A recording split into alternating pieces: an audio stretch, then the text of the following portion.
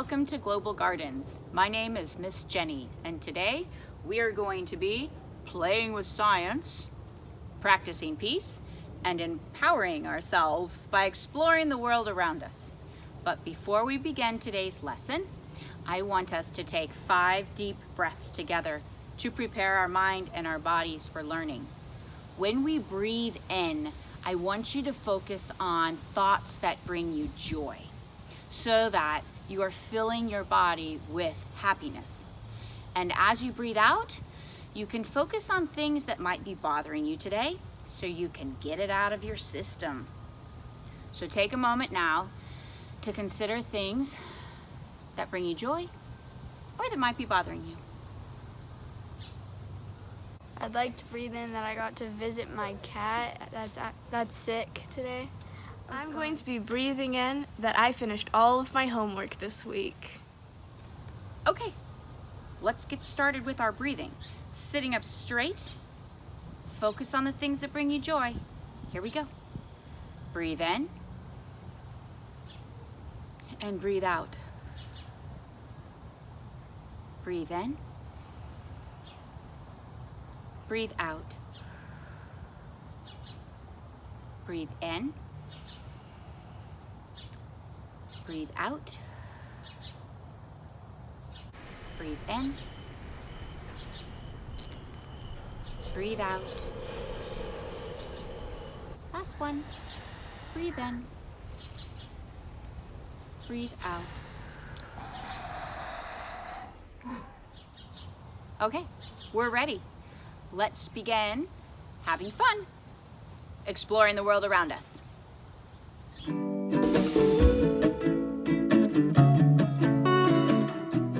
Hello, Global Gardeners. Scientists, welcome back. We are so glad to have you here. My name is Miss Kaylee, and you'll be seeing more of me throughout these next weeks. Okay, so today I've called you here because we are on the hunt for the world's source of energy. Meaning we are looking, where do we get energy? Where do plants get energy to grow? Where do I get energy to think and run around? Where do dogs get energy to run in circles? Where do cows get energy to get big and fat? Where does my energy go when I feel tired at the end of the day? All of these questions we're going to figure out by the end of today's class. So the first question I want to ask us today is, when do you feel the most energized? Or when do you feel like you have enough energy to run around?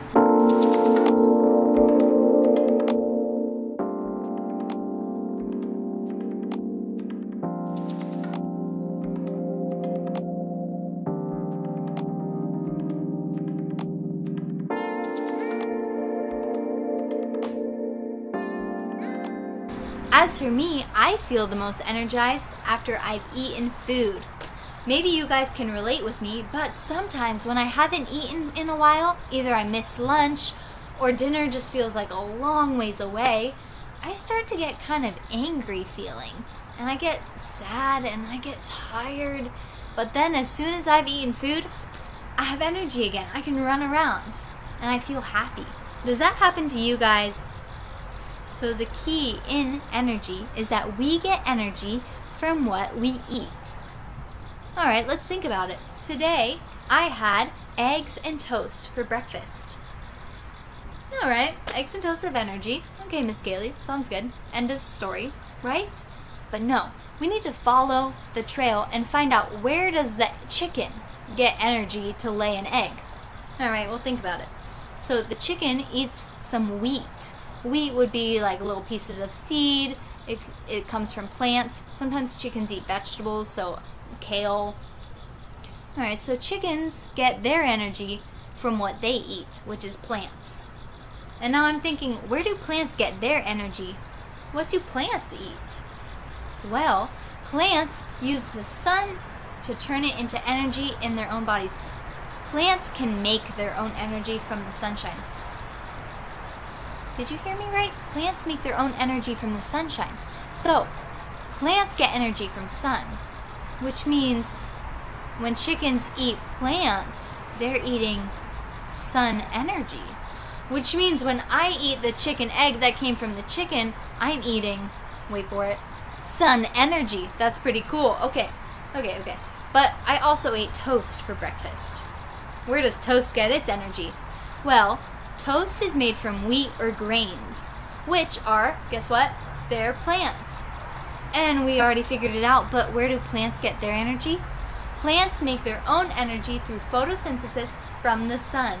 So, plants get their energy from the sun. Plants turn into toast, still has sun energy, and when I eat toast, I am eating, guess what? Sun energy. So, in conclusion, what I'm hearing from this story is that the food I eat gives me energy from the sun. So, my energy comes from the sunshine.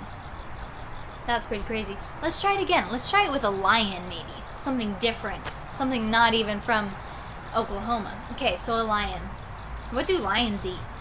Well, lions eat gazelle, other animals, deer, I don't know, monkeys. Alright, so a lion gets energy from the deer he eats. Well, where does the gazelle get his energy from? Well, gazelle and deer, they get their energy from the grass that they eat. And where does grass get its energy? From the sun. So the sun gives energy to the grass, which gives energy to the gazelle, which gives energy to the lion when the lion eats that gazelle. That's pretty crazy. So far we've found out that the lion gets energy from the sun and Miss Kaylee gets energy from the sun. Pretty crazy. So when we trace energy from our food all the way back to the sun, we are really tracing the transfer of energy. Can you say that fancy word with me? Transfer of energy. So the sun transfers energy to the plants, which transfer energy to whatever eats the plants. Whatever eats the plants transfer energy to whatever eats the thing that eats the plants. So all along, energy is being transferred. And where did that energy come from? It came from the sun. Sorry guys, I had to move inside because my backyard mosquitoes were sucking all of my energy. So let's start with the garden food web. Maybe we'll start with the sun this time. The sun is giving energy to the things that we plant. Let's say cabbage. The cabbage is giving energy to things that eat it. So 2 garden pests that I see a lot in the garden are caterpillars and rabbits. Now the caterpillar is giving energy to whoever eats him, or in this case it'd be small birds. So energy is transferred from the sun to the cabbage, from the cabbage to the caterpillar, and transferred again from the caterpillar to the bird. On the flip-flop, the rabbit is eaten by snakes and by hawks. But also, the hawks eat the snakes and the hawks eat small birds. Now, what eats the hawks? Well, from what I'm aware, there's not a ton of predators for the hawk, meaning not a lot of things are hunting and killing hawks. Rather, when a hawk dies though, its body is eaten by what's called decomposers. Does anyone know what a decomposer is? You could look at the picture for a hint. In this case, the decomposer is a millipede, but in many cases it could be a slug or a snail, it could be a mite, it could be an earthworm, it could be a fly. Decomposers are animals or bacteria or fungi, like mushrooms. Decomposers are organisms that eat dead plants or animals. Okay. If you're in an in-person class, go ahead in your table group or in partners. You're going to pause this video and explain to each other what is happening in this picture. Where is energy being transferred? What would happen if one of these animals were no longer in the food web? If you are watching this video from at home or from virtual learning, go ahead, pause this video and think about what is happening in this picture. You could write it down or describe it to someone else.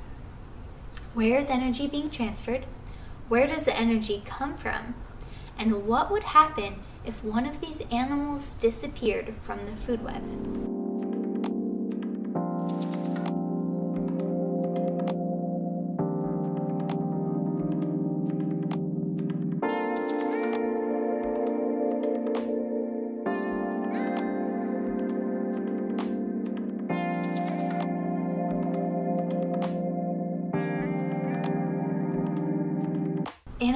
food web, all of the energy is coming from the sun. The sun gives energy to the cabbage transfers energy to the garden pests that eat it.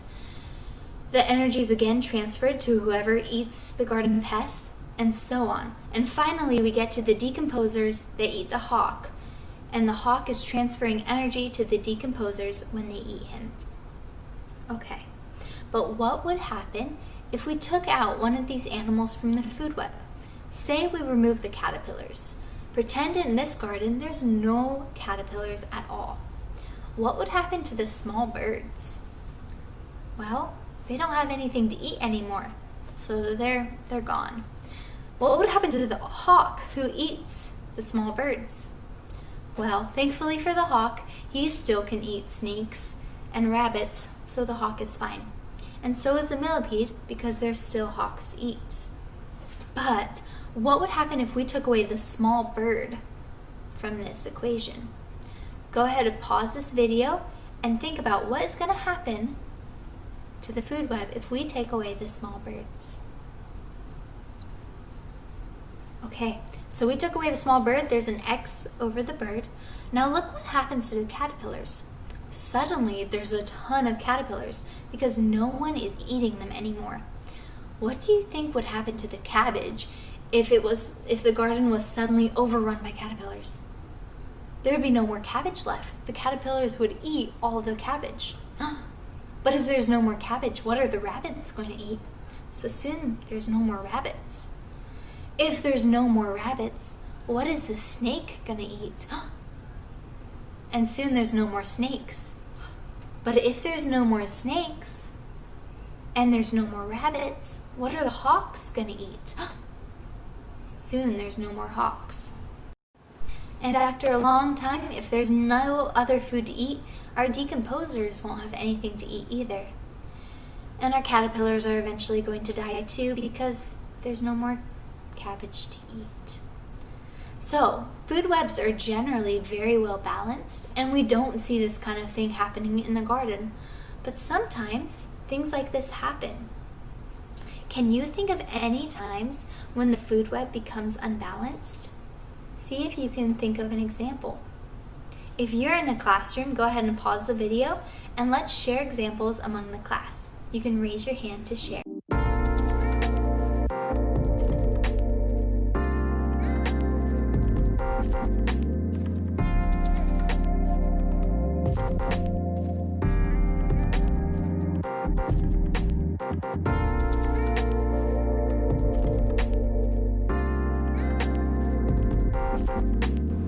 Some examples of an unbalanced food web could be, for example, when we overfish a pond. If you fish too much, suddenly there's no more fish left, and because there's no more fish, suddenly there's a ton of bugs because there's nothing left to eat the bugs. What other examples did you come up with? So your challenge today is to pause this video and you're going to draw out all the things you've eaten today. Then I want you to use those foods and trace out the energy transfer that happened all the way back to the sun. So today you're going to be scientists and you're on a hunt to find out how many steps did the energy have to take from the sun to your food to food to food to finally reach you when you ate it today. So my food web, for example, would have been the toast and the eggs that I ate for breakfast, which we followed it down to the sun before. It's really important to be mindful of where we get our energy and how many steps our energy has to travel before it reaches us, because the more steps energy travels means the less amount of energy that is left for you at the very end, which is why sometimes we have to eat a lot of food to get a little bit of energy. Go ahead, pause this video, draw out what foods you ate today, and then draw a food web showing the energy transfer all the way back to the sun.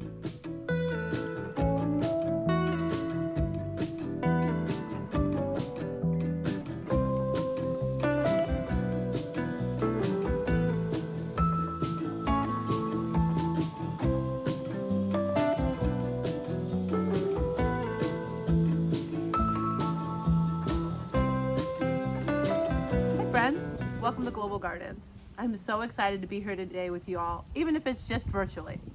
Today's topic has a huge impact on all of us, every human on this entire planet, every single day.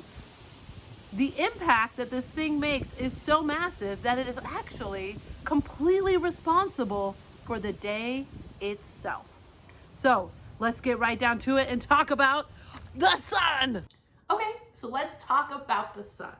What is it about the sun that makes such a massive impact on the earth every single day, day after day?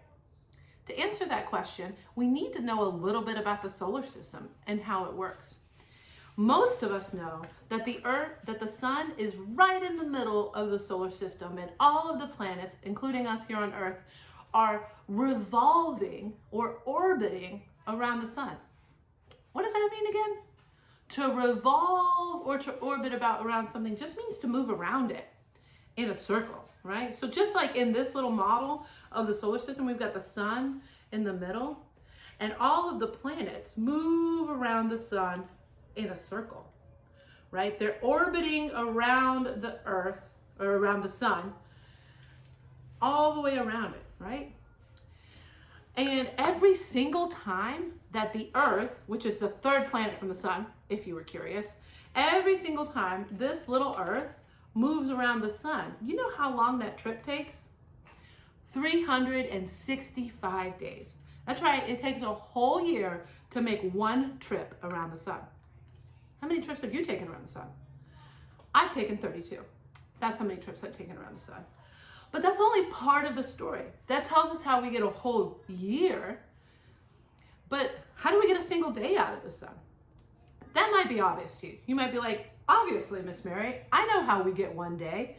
But in case you were still wondering, the earth is on the move, guys. Not only is it moving around the sun in a circle, revolving in its orbit, which is just a track that it's stuck going around and around the sun in. So not only is it stuck going around its orbit, around its track, but while it's spinning around the sun, it's spinning in its own circle on its axis. So an axis is just an imaginary line from the North Pole to the South Pole, like you stuck a stick right through the earth. And that's the axis, or the dab, as I like to think of it, that the earth is spinning on. So people, this is crazy. The earth is double spinning. It's spinning while it spins around the sun. Now, the sun is massive, people, probably bigger than your brain can even understand. It's 109 times bigger than the tiny little earth. That's literally something like this giant pillow. It's the sun, right? See, it's fuzzy and everything. So it'd be like if the sun and the earth, see how little that is? Oh my gosh. The sun is massive. But when you look out at the sky, do you think, oh my God, look at that enormous sphere floating in the air? No, the sun doesn't look that big to us when we look at it in our sky. And do you know why? Because it is 92.531 million miles away from us. So even though the sun is huge, it's really far away from our tiny little earth. Okay? And our tiny little earth is just moving through space, spinning while it revolves around the sun. And every time that the earth moves in one little spin on its axis, every time it spins one little time, here's my little earth and here's my sun, 92.53 million miles away from each other. Every time the earth does one little spin, it creates a day. Now, how exactly is it creating the day? Well, I know that when you shine light on something, it creates a shadow, right? There's a shadow on the other side of the earth. This side of the earth is getting a ton of sunlight, but this side of the earth isn't getting any sunlight. And that is what creates night. So really, you can be hilarious or creepy and say to your friend next tomorrow, see you on the other side of the shadow, instead of good night. Because really nighttime is just the Earth's time in the shadow that the sun creates when it's shining on the other half of the Earth. So it's a really easy way to understand how we get night and day.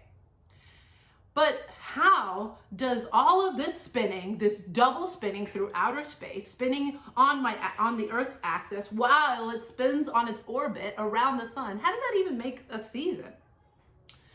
I feel like we can figure this out with a little bit of science in our science lab. So let's go. Hey guys, welcome to my science lab / backyard. So we've talked about the giant sun and the tiny Earth and how they're really far apart from each other.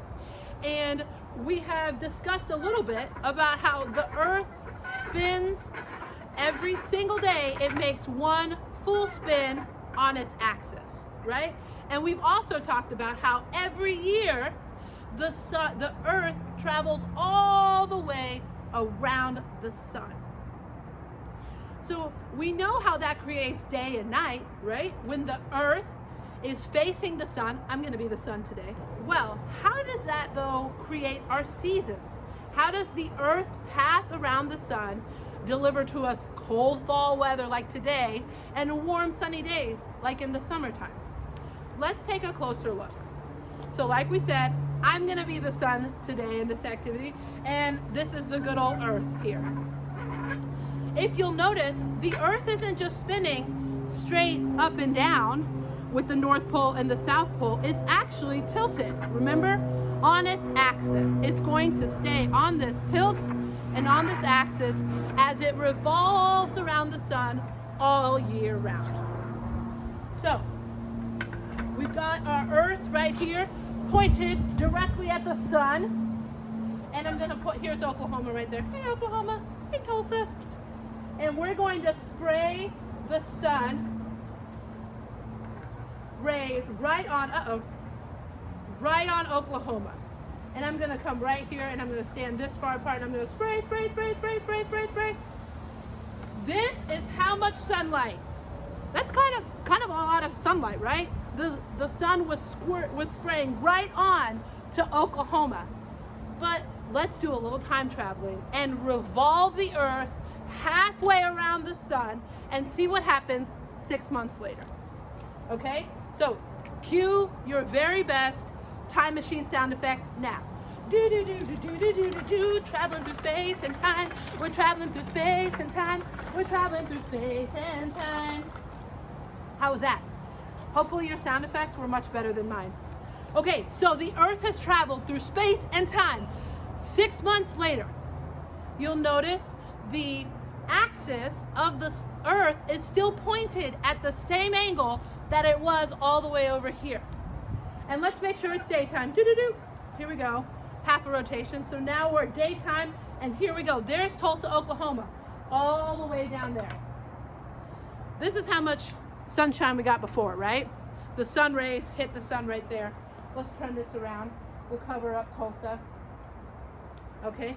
And this is Tulsa right down there. Okay? So, let's see how much sun we got. Barely any sun. Do you guys see that? There's like one little squirt of sun juice, sun rays, on my towel when we sprayed it from this side. Because the Earth is stuck at this angle, stuck dabbing in outer space on its tilted axis, sometimes when the sun is beating down on the Earth, man, it's hitting us right on, straight on. But other times when we travel 6 months into the future and the sun is beating down, it's having to bend around the curve of the Earth to deliver its warmth and sunshine to us. So the days get shorter, the weather gets colder, and the seasons happen as the Earth revolves around the sun. But you know what part of the Earth pretty much never gets direct sunlight? The North Pole and the South Pole. No matter where the Earth is in its revolution, the sun always has to bend all the way around the planet to get to the North and the South Pole. And then there are some parts of the planet where no matter where they are, the sun is going to hit it right on. Can you guess what part of the planet that is? The equator. Right in the middle of the planet, there's always sunshine shining down on it. But here in Tulsa, man, does it get cold sometimes. And oh my gosh, does it get hot in the summer. Just can't get enough fun playing in the sun? Do an experiment to tell time with the sun. Set an object, it has to be a sunny day, set an object on the sidewalk and trace its shadow. Leave the object exactly where it is and come back several hours later. Trace the new shadow. Can you tell how the shadow moving is showing you that the Earth is rotating in outer space, bringing a new day all the way around to your city? Have fun with that activity. So now that we have talked a little bit about the relationship of the sun and the Earth, the sun being mega far away and the Earth being super tiny compared to the sun, let's make a little activity that will help us remember everything that's going on in outer space, because the Earth is moving a lot. Remember, it's double spinning. It's rotating on its axis while it revolves around the sun, stuck on its orbit. You all can print out this page from the Global Gardens website. Your teacher might have, or you can do this yourself even without the page. All you need to do is cut out the sun, cut out the Earth, and this strip of paper. If you don't have this printout, you can just draw yourself a sun, make a tinier Earth, and then you need just a strip of paper. Now, if you'll notice on the strip that you print out, it says 92.513 million miles away. To remind you, that's how super far away the sun is from the Earth. Now, it's really hard to have something 109 times bigger than something else. So the Earth is actually a lot tinier than the sun compared to these pages. But that would be a really hard model to make. So we're going to work with what we've got. All right, you've got your sun and you've got your cute little Earth here, whether you've printed it out or you made it yourself. And now to finish the model, all you need is a couple of paper clips. And you're going to put a paper clip through the little dot on one side of the strip, and you're going to attach the sunshine by putting the paper clip through this dot right in the middle of your sunshine. You can feed the paper clip through all the way one bend so it doesn't just flop off. Now, there we go. But what is it that we said is 92.53 million miles away? The Earth. So now you've got your Earth, and you're going to do the same thing. You're just going to push a paper clip through the tiny dot on the end of the strip, and then you're going to push that paper clip through the tiny dot in the middle of the Earth.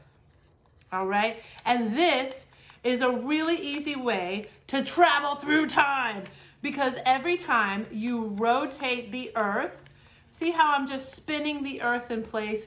I am sending all the imaginary people on this tiny little Earth hurtling day after day. Time is flying. They can't even, every second is a day, right? So every time you rotate the Earth once in place, that is one day. 24 hours it takes the Earth to make a whole spin on its axis. But what if you get crazy and while you're doing your little spins, you do a big revolution, right? On its orbit, you can move the Earth all the way around the sun. And how many days is it going to take the Earth to move all the way around the sun on its orbit? 365 days. That's a whole year. I've traveled around the sun 32 times. That's right, people. 32. Okay, so you can rotate your Earth or you can revolve it around the sun. And this right here is an amazing time machine. I mean, you know, if you use your imagination, which I do all the time. Have fun with this activity. So we've talked all about how the patterns that the Earth follows day after day, spinning on its axis while it revolves around the sun, create massive effects for us here on the Earth. Cold weather, warm weather, night and day. These patterns create the way that our lives move on every single day. What about you? As a human, you right now, what patterns do you do day after day that massively impact you as a person? You might think, dude, Miss Mary, I don't know what you're talking about. I'm not the sun. I'm not a giant earth. But you are the center of your own little universe. And your patterns make a really big difference for you.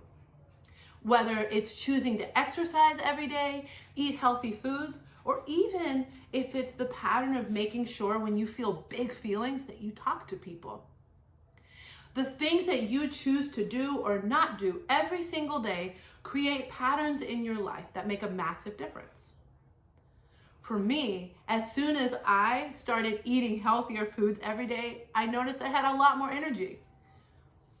And as soon as I finally realized that I actually need help as a person and just did my very best to ask people for help all the time, that change in my patterns made a really big difference in my life. What can you do to make a big difference in your own life every single day? Think about that for a little bit. I'm sure you'll come up with a powerful and peaceful answer. See you soon, friends.